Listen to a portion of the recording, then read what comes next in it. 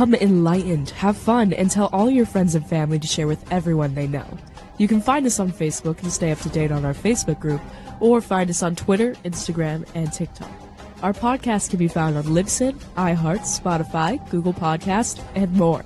Most of all, remember to go to our official website at consciousradionetwork.com for podcasts, posts, future shows, and scheduling. We also want to welcome our international audience. Don't stop now and join the community. Subscribe today.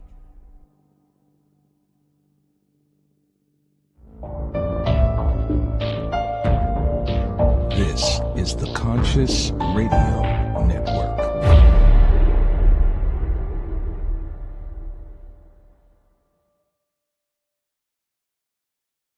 Good morning, afternoon, evening, wherever you might be on this spaceship we call Earth. Welcome to Conscious Radio Network's weekly podcast series, The Weekly Seance. I'm your host, Reverend Dr. Paul Meckes. If this is your first time tuning in, watching the show, or listening to the show, please click subscribe, like, share, or comment, and also follow us wherever you listen to your podcast.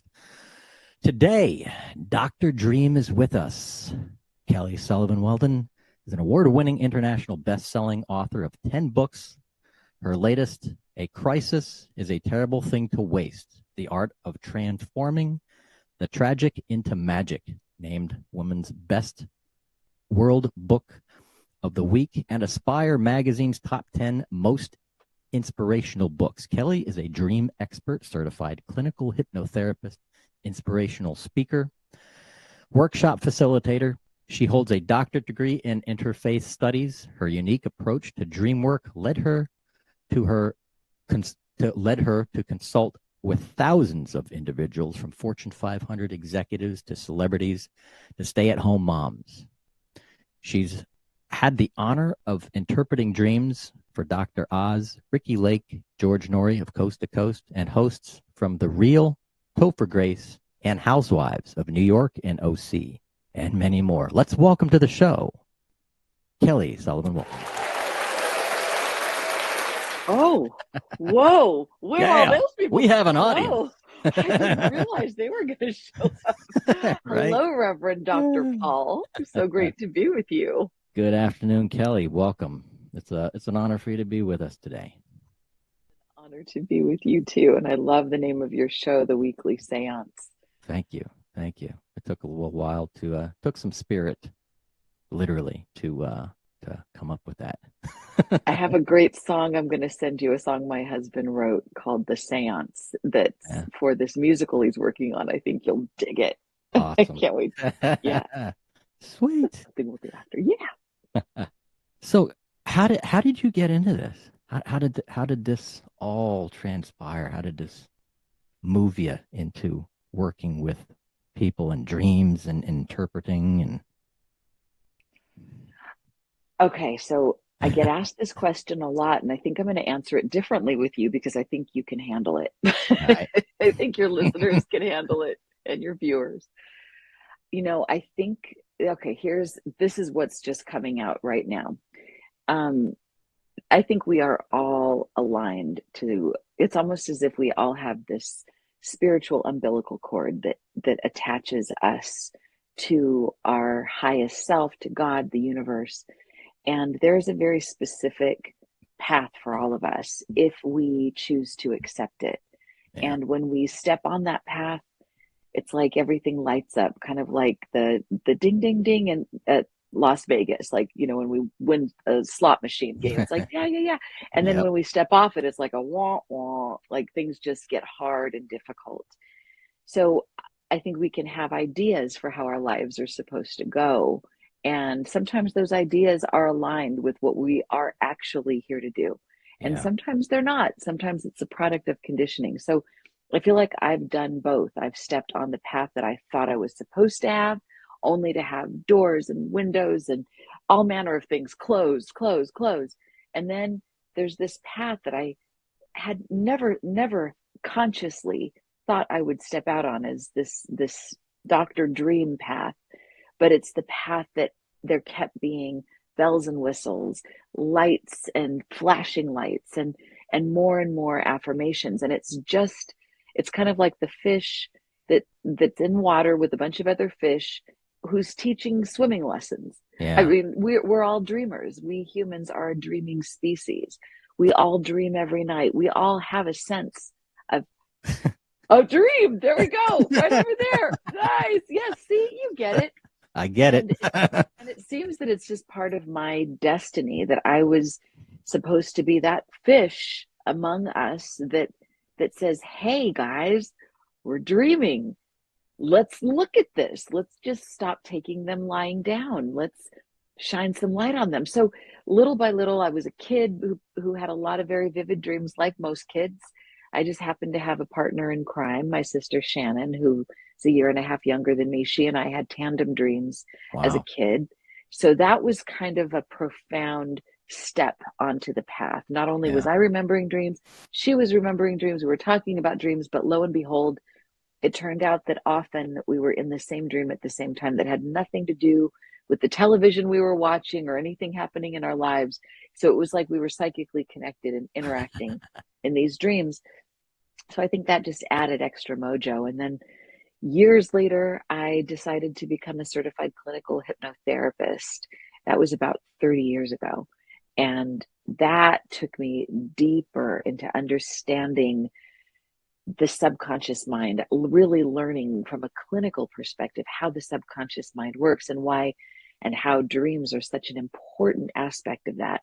So I realized, as sort of a shortcut, when I would tell my clients to bring in a dream on the next session, or I would give them a little message at the end of the hypnosis session that they will have vivid dreams to help finish off whatever we were working on, and it would expedite the healing process. That just seemed to be this kind of shortcut, almost like a hack for being able to move the therapy process along more quickly. Because God knows it can be arduous and painful, no matter what. But why not have it be a little quicker, move things through a little more expeditiously so it doesn't have to be so hard? Okay. So I guess the last thing is because my clients would come to me with dreams, and I noticed how other people's dreams could be so powerful in healing them. I started to become known as Dr. Dream, and I ended up writing a book, and then that led to another book. The first one was I Had the Strangest Dream, and then Chicken Soup for the Soul invited me to be a co-author on 2 books. One of them is Dreams and Premonitions, Dreams and the Unexplainable, and that just led to a bunch of other dream books, and that basically leads me to the weekly seance with you. Right on. What seems to be the most common dream that people have that just sort of like appears to be a nightmare? I can name a few of them. Yeah, go ahead. Like what? What would you say? Losing teeth. Oh, that's a big one. Yeah, it's so true. My experience of that is twofold. I think anything that relates to the mouth is about issues of communication. And so if our teeth are falling out, it's kind of like how loose teeth, like loose lips, sink ships. It's kind of a message that we need to be mindful of the words we use. And maybe we've been talking about someone, maybe we need to clean up some communication that may have gone awry. Yeah. There's also the perspective that because we're wired for survival. Back in the olden days, like in the caveman days, if we didn't have teeth, we wouldn't be long for the world because we wouldn't be able to eat, we wouldn't be able to bare our teeth, we wouldn't be able to protect ourselves. So I think teeth falling out represent that we're venting out survival-oriented issues. And so that seems to be kind of, it hits. And also the last thing about that is I think teeth falling out in a dream are often triggered by grinding teeth at night.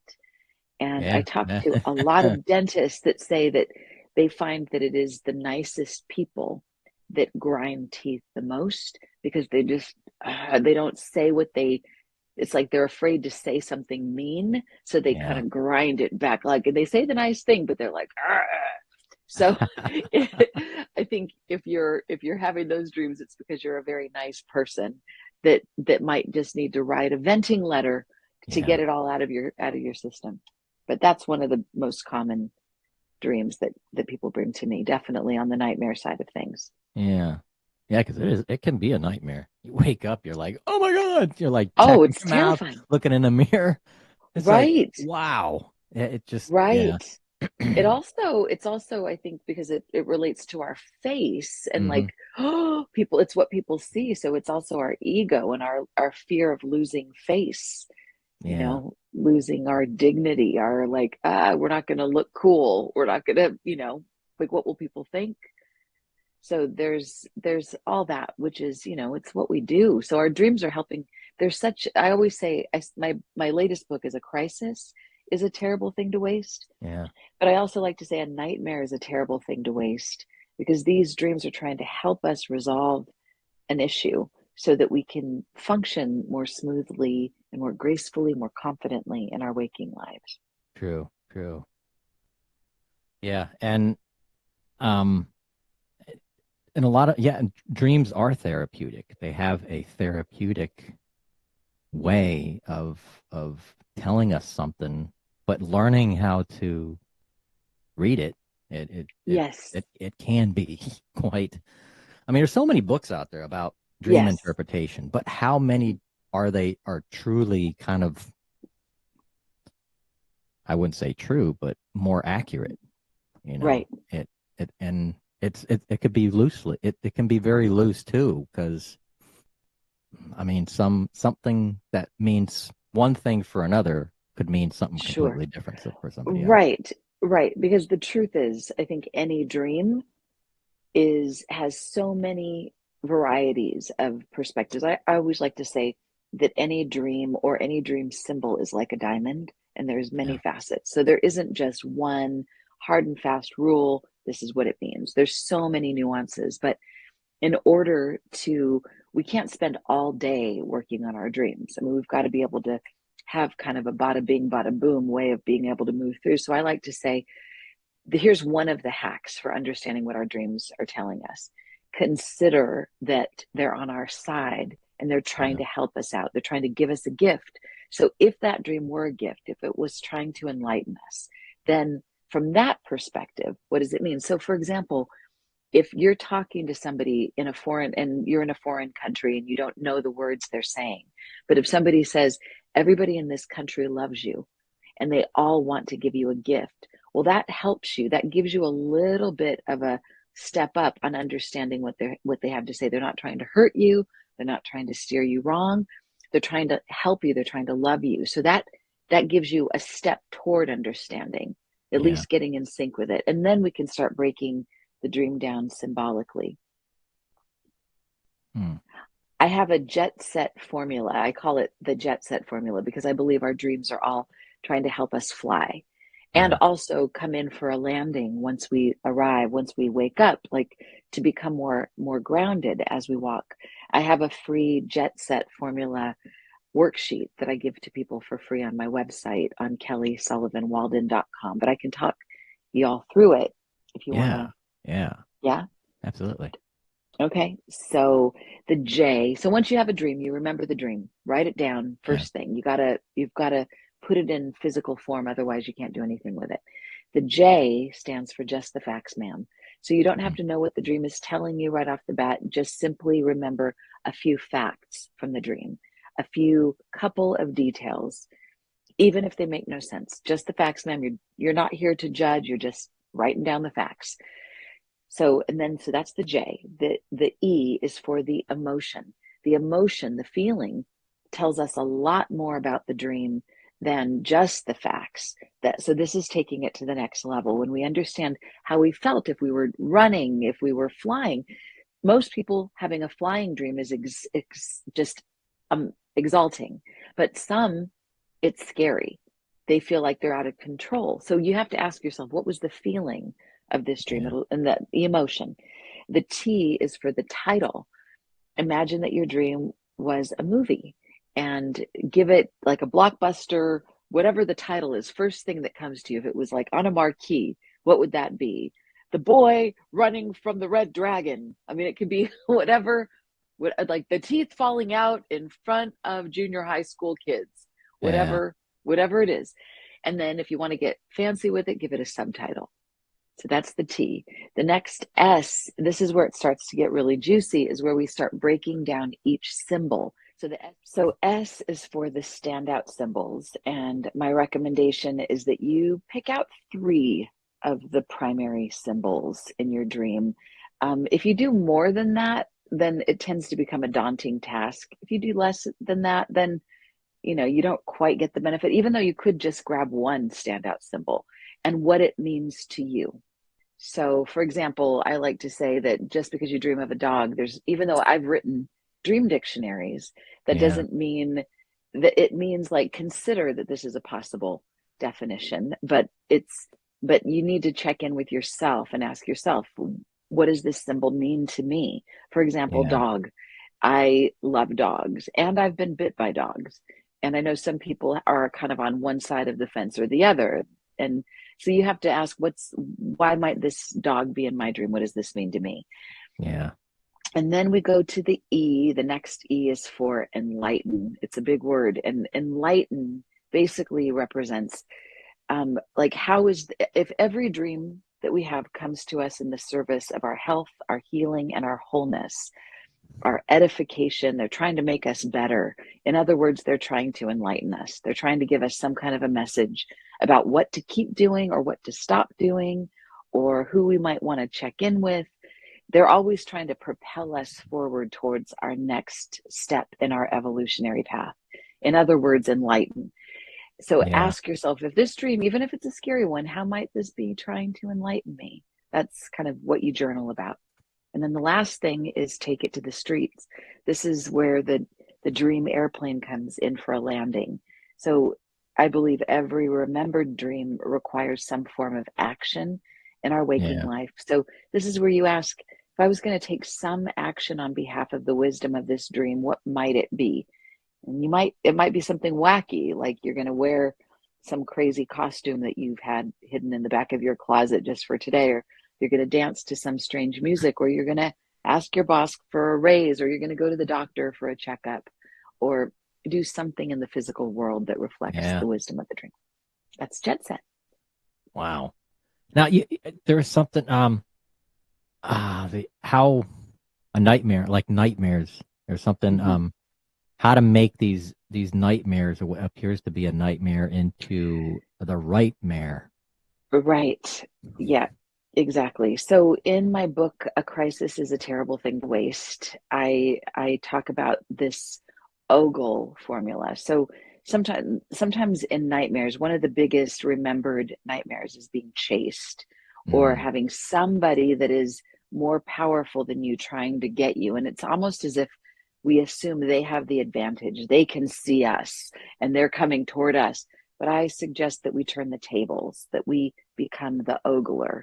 We become the chaser. We become the stalkers of our dream characters. And so an OGLE stands for the process of what to do. So the O. So say you wake up from a nightmare. And do you have a nightmare, Dr. Paul, that you might want to experiment with? I can teach you. Well, I haven't lost I haven't lost any teeth in any nightmares lately. It's been a while, so I think I'm on the right track. Okay, but you've had those dreams. And years ago. I'm putting you on the spot, so that's okay. I'll just give the kind of general overview. So O stands for, this is like you've woken up from a nightmare. You're like, what do I do? So you want to obviously do jet set as well to see if you can decode it. But this is what to do to be able to turn it around. So O stands for what's offensive. What has offended you about this dream? What scared you? What hurt you? What made you feel insecure? What was terrifying, embarrassing? Like, give yourself permission to be in this is what was so awful. The teeth falling out. It was like scary. Oh my God, I'm out of control. How am I ever going to speak? I speak for a living. I'm supposed to, oh my God. Yeah. So give yourself permission to just be present to what is offensive without sugarcoating it, without trying to fix it. So you have to do that. And this is how it goes in life too. Whenever anything is upsetting, a storm comes through, or somebody acts in a stormy way toward you, it's like, give yourself permission to just be present with what is offensive.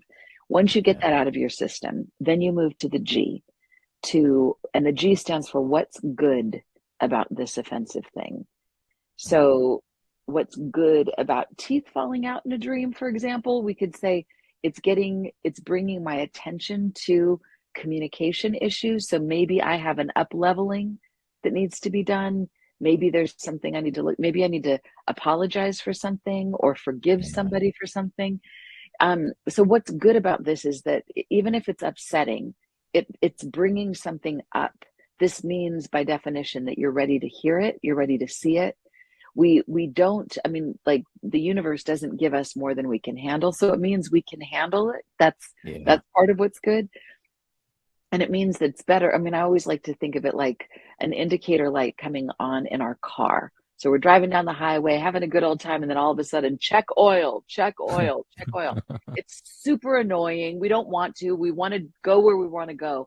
But it's better that that indicator light comes on than if it didn't at all, so that we have a chance to course correct and fill it up with oil so that we're fine. So it's like that with a nightmare. So the G is for what's good about it. And so these are some of the things that we can look at that are possibly good. And then the L is for the looking glass. And the looking glass is basically another word for the mirror. So how is this offending thing or situation or person just like me? Or how am I like that as well? Like, for example, oh my God, what's a good example? So like, for example, if I'm having a nightmare about somebody being chasing me, I might ask myself, well, how do I also chase people or opportunities that don't want me? How am I, like, of course, all the things that come to me, I'm like, oh yeah, those don't really count. But the things that run away from me, now that's what really counts. So how am I also like this horrible dream character? How am I like them? How am I the robber? How am I the thief? How am I whatever that thing is that was so offensive? Everyone in the dream is an aspect of self. It's the Gestalt way of looking at dreams. It's the way that the late Carl Jung said it's one of the fast ways to interpret a dream is to look at every character as if they were a part of ourselves, especially the shadowy ones. And that's hard to do because our egos are like, oh, I would never steal anything from anybody. Never be jealous of anybody. I would, it's like, but there's a part of us that does that. Jacqueline Hyde. Yes. And the faster that we can embrace that we are everything and everyone, not just in our dream, but in the universe, there's a speck of it in us. And the quicker we can own that, the less we're victimized, the less we're at the effect of that energy. But that moves us to the E. The E is for elevate. Now that you know, oh, I am the one looking in the mirror. I am jealous. I am afraid. I am the one that chases after things that don't have my name on it because I have FOMO. Well, then what's my elevate? What's my elevated next step?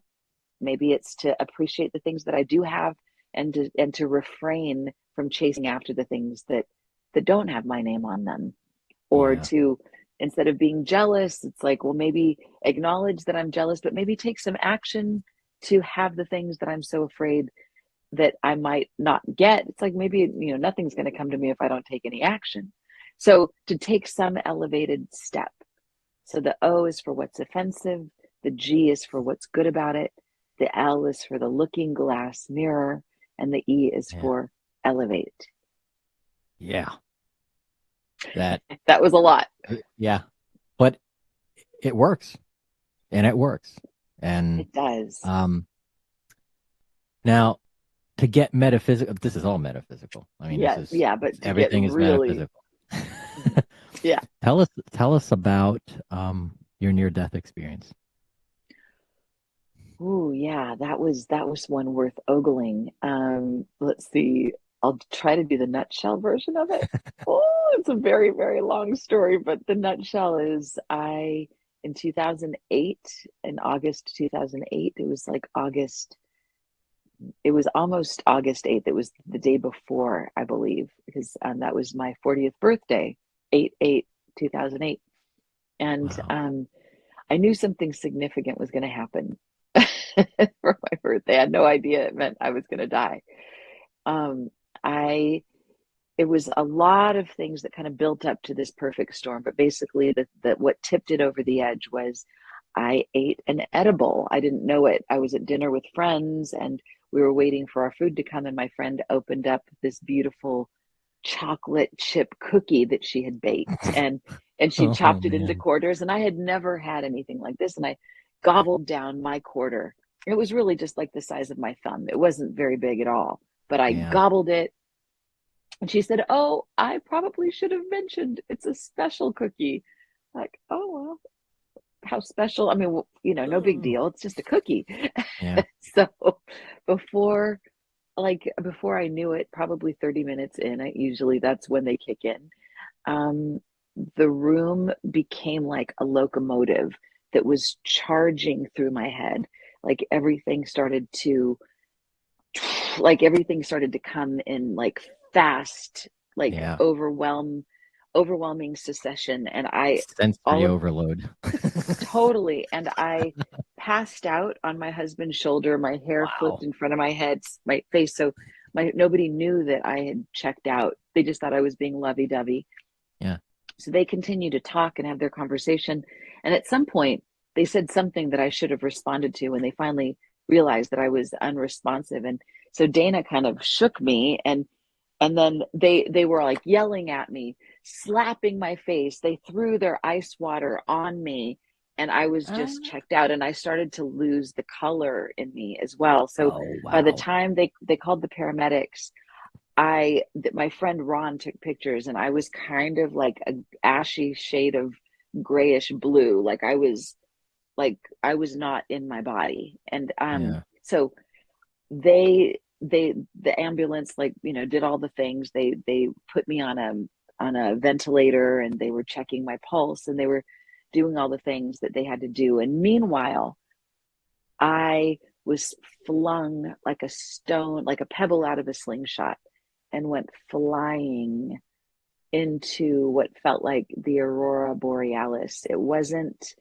I didn't see any people. I think maybe I was at the waiting room of the Yeah. other side, but I felt the most expansive, liberated. It's like every awesome meditation, yoga class, spiritual moment I had ever had so far paled in comparison to this. All the great dreams I'd ever had, it's like they were leading me to this, and this was 1,000 times better. And I had so many insights. Like one was, oh my God, why is everybody so freaked out about dying? This is amazing. This is the best. Having a body is overrated. Yeah, that's cool, but it's like, whatever. Being Yeah. free from that body, even though I like being alive. And I don't recommend taking ourselves out prematurely. But Hmm. I think the message was, when it's time to die, like there's just so much love and beauty there to envelop us. And once I acclimated, I felt like I kept being the phrase came to me, this is what it's like to move from glory to greater glory, to greater Yeah. glory, to greater glory. And there's no end. And then I started to ask questions about all the things I'd always wanted to know the answers to. Um, and I felt like I would think of the question and the answer would come. And I felt like I understood the mysteries of the universe. I understood why bad things happen to good people. I understood, even, this is even really controversial, but I wanted to understand Hitler and Manson and like the Yeah. worst characters. Like, I want to know why these people exist and what was the purpose of all Yeah. this. And I was able to see kind of the larger implications of wisdom and learning. And it wasn't to take them off the hook for what they had done, but it was for me to be able to see the healing process of what happens to the people that are victimized. I could see that once they died, they were not in pain anymore. I could see that there's like equal measures of like the pain to bliss ratio that they were immediately tended to in the afterlife. And that there's like a there's just this we don't have to seek revenge. This is one of the things. We don't have to try to go after. I mean, even though, of course, to some degree we do, there needs to be retribution. But I saw that the universe is a balancing, it has its own balancing act, and we don't have to worry about those things. Like, they get handled. The people that do the horrible things are the ones that end up having the worst afterlife of anybody. And it's like they set themselves back karmically. So there was a lot of peace and relief that came from that. And then I finally became aware of the commotion happening in the room, and I had this sense of guilt because I was having the time of my life, literally, and they were having the worst moment ever. And so I kind of forced myself. I tried to communicate to them. They couldn't get it. They couldn't hear me. So I finally just pulled myself out of this bliss and forced myself back in my body. And it was really hard. I felt like it was a big sacrifice. I'm like, you guys, I just want you to know I'm okay. Can I get back there? They're like, no, stay here, stay here. But it was a really interesting experiment with our attachment and just dealing with issues of mortality. And never, ever give me a cookie without telling me what's in it. Give me a little disclaimer. But right. Knowing what I know now, I probably would have still done it. But yeah. You're going to question beforehand. Yeah. We all refer to that night as the night Kelley died. And I feel like I did, because I don't think I came back the same. I do have a deeper respect. And that's what I was going to ask you. What do you feel you pulled from it? Experience and now utilizing that in your life. I feel like I could literally write a book that would take me for the rest of my life, and I would still never quite unpack everything. But I think some of the main elements were what I've shared, that the afterlife is nothing to fear. Death and dying is nothing to fear. And when somebody we love, of course, we grieve them. Of course, we mourn, but we can delete that part of the morbid grief that we sometimes can feel, thinking that they're just underground somewhere, that they're stuck in the pain of what happened at the moment of their death. The moment they're out of their body, they're free. And I feel like I know that from personal experience. That freedom is just such a beautiful thing. But then there was this other I found a quote from Robert Blake. I'm not sure if that's the right attribution, but I found this quote that summed up so much of what I learned on the other side, which was basically about attachment. And he says, "He who binds himself to joy does the winged life destroy. But he who kisses the joy as it flies lives in eternity's sunrise." Huh. So my feeling about that was my suffering on earth. And I would dare say everybody's suffering. Anytime we suffer, it's because we're attached to something. And we might not realize it, but ultimately all suffering is optional. Pain happens, but the suffering is optional, and it's always related to what we're clinging to. And the freedom from that suffering is simply about trusting the process and letting go and allowing the rest of that bliss that is ours to come to us. And it can't come to us when we're in a death grip, when we're like holding so tight. So there's a lot more that kind of went with how I came to know that, but that, I feel like that has served me. And I think about it probably at least once a day, because I notice myself whenever I get like upset or scared or freaked out about something, I'm like, what am I attached to? Oh, some kind of outcome, some kind of a perception or something. And then in the letting go, I can return back to, I think our bliss is our rightful state of being, and it's available when we can let go.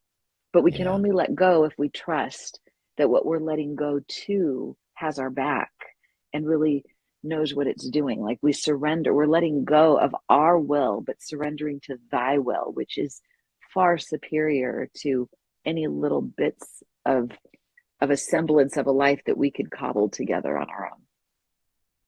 Yeah, it's like, certain moments in meditation, I'll look at, kind of jump in and look at the universe as a whole, and these attachments that we're all attached to. It's like we refuse to accept change. We get stuck in this a very specific routine, but as soon as a little thing happens, we freak out. Oh my God, and we start running.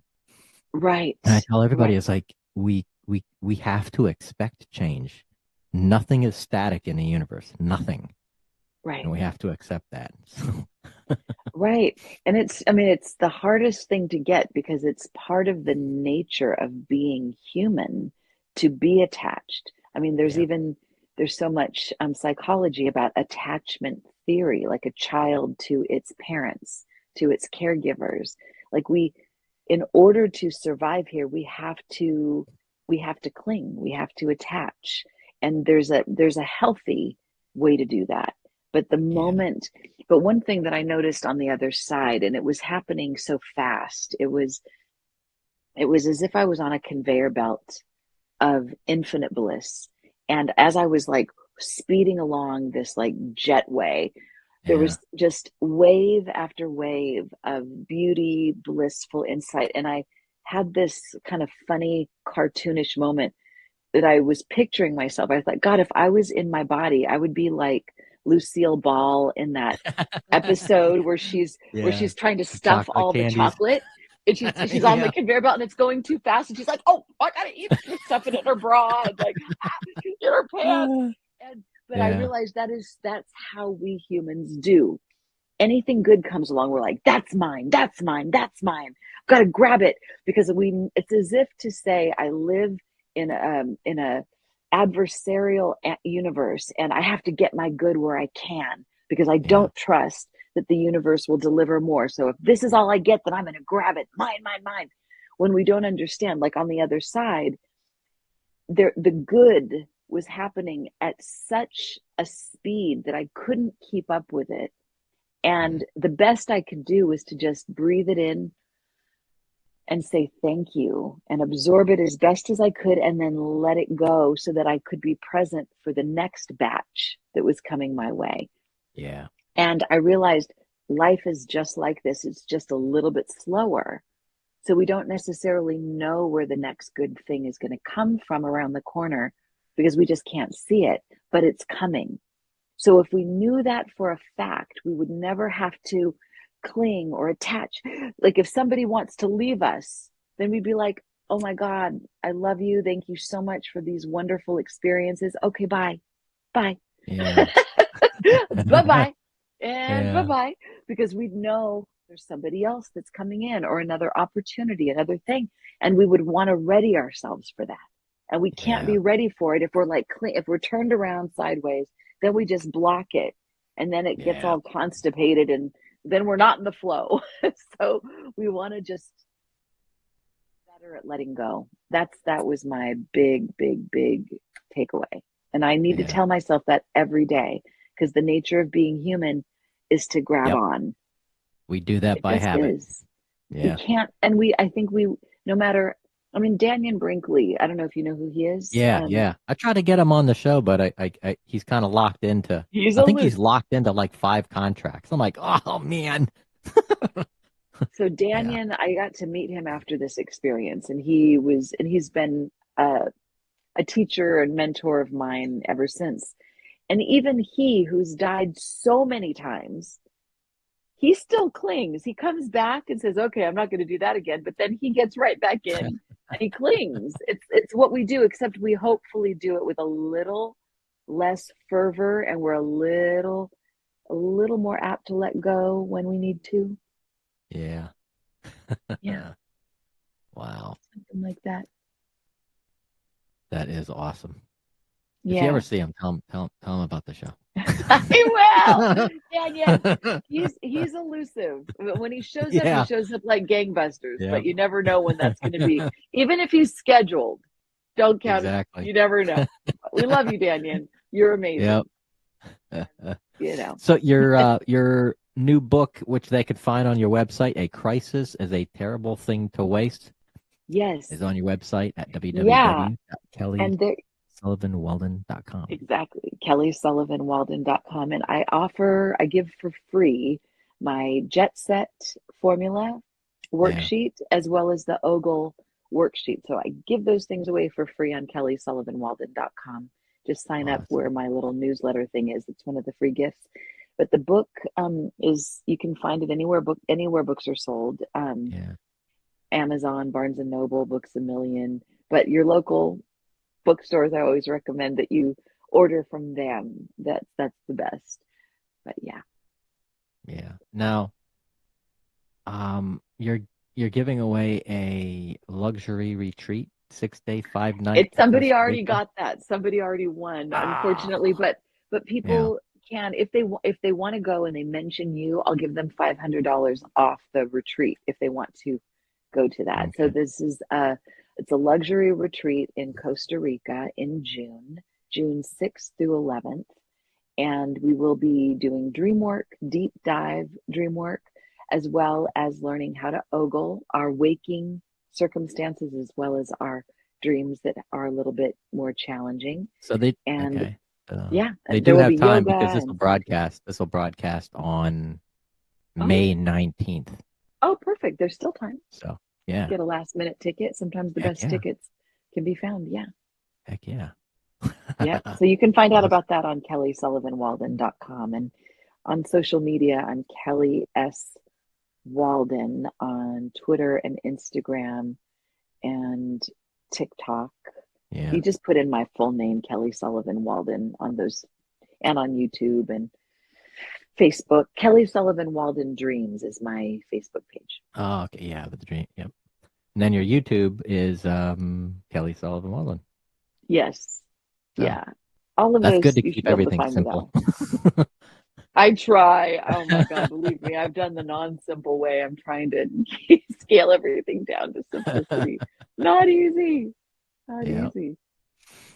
Kelley, thank you for your time. And just to let everybody know who is, if you're watching this, then some weird stuff is going to happen during this broadcast. And if you want to question it, go right ahead. Send me a tweet, send me a Facebook link. You're going to go, what just happened in the show?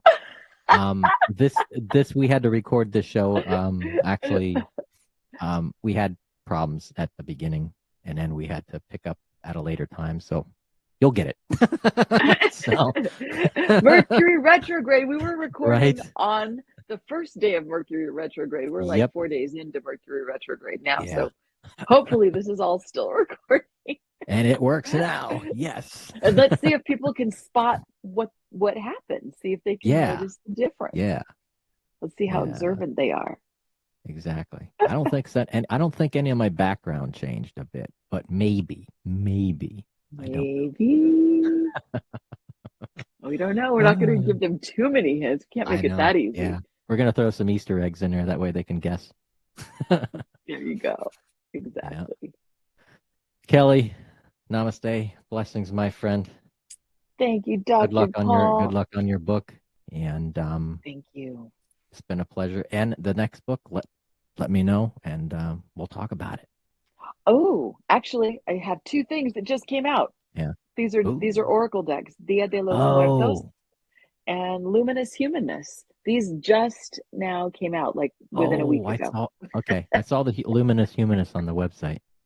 Yeah, the Yeah. Luminous Okay. Humanness is also a book, but now it's an Oracle deck for people Sweet.